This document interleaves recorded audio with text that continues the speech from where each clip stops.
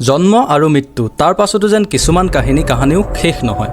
এটা পূৰ্ণজন্মৰ কাহিনী যাৰ সত্যতাৰ প্ৰমাণৰ বাবে মহাত্মা গান্ধী আৰু মুকুন্দ ৰায়ে এটা তদন্ত দলৰ গঠন কৰিবলৈ বাধ্য হৈছিল।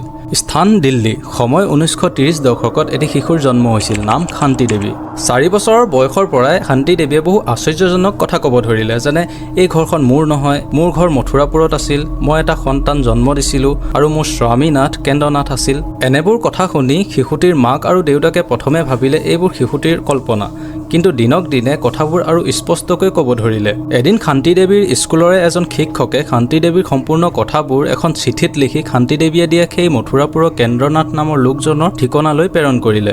শান্তি দেৱীয়ে দিয়া সেই ঠিকনাত সঁচাকৈ এজন কেন্দ্ৰনাথ নামৰ লোক বাস কৰিছিল আৰু তেওঁ এটা সন্তানো আছিল আৰু তেওঁৰ পত্নীৰ মৃত্যুও হৈছিল। চিঠিখন পাই কেন্দ্ৰনাথো আচৰিত হৈ পৰে আৰু কেন্দ্ৰনাথে যেতিয়া শান্তি দেৱীৰ ওচৰত আহে তেতিয়া শান্তি দেৱীয়ে এনে কিছু কথা কয় যি মাথো শান্তি দেৱী আৰু কেন্দ্ৰনাথেহে জানিব পাৰিছিল।